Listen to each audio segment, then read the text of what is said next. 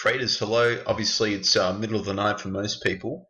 It's about 2 p.m. in the afternoon here in Perth. So just want to do an early bird watch list. I've sort of deviated from my usual routine in a little while where it would be put up the watch list a few hours before market open. I'm not going to be able to do that today, but I just thought, reinforce some good habits and just discuss the charts a little bit. So I've got LBUY, which has been an interesting one that's been spoken about widely, and it's up. It's still up.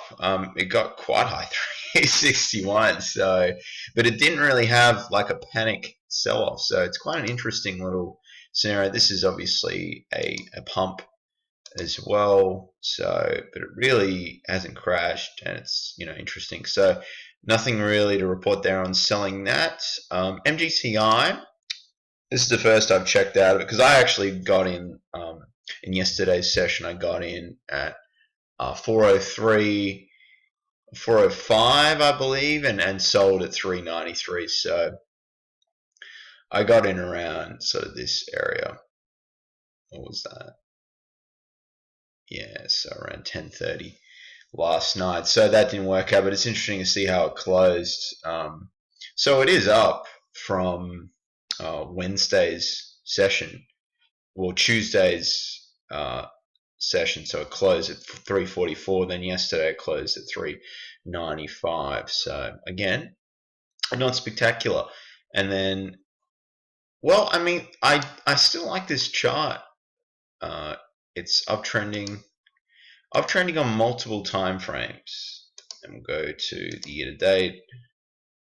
So how it correlates like that, to me, I like that sort of setup. So it's just a little volatile, and I missed the meat of the move, and I got it too high. But I thought significant level breaking $4, and I discussed that as well. So I'm nearly, if I lose 2% in a week, I call it. So I've lost around 1% this week.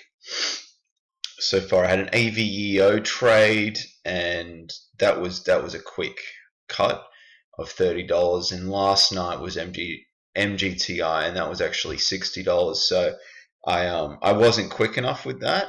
So I should have really had the platform open, and so the exit rating wasn't that good. What else really is there to discuss? Z ends up, which is interesting. XXII.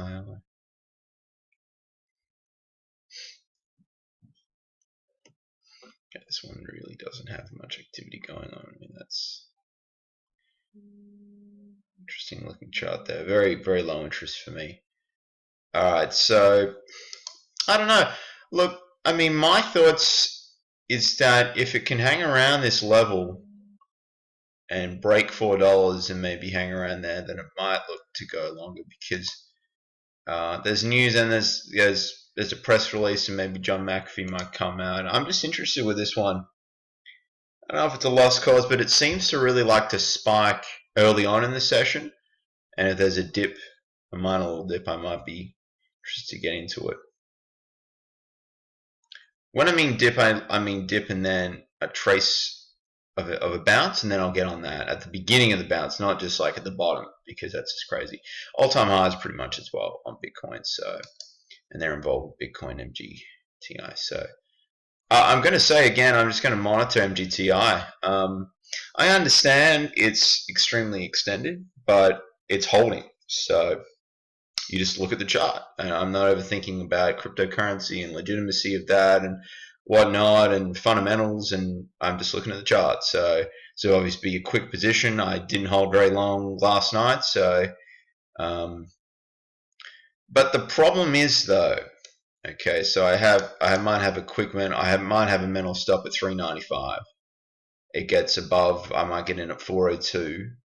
It's just how much further can it go? So obviously there's a lot of shorts on this because they're all thinking, oh, it's just a waste of time. But with Bitcoin like it is, and the strength it has, and they're mining it now, so I think it's proven itself.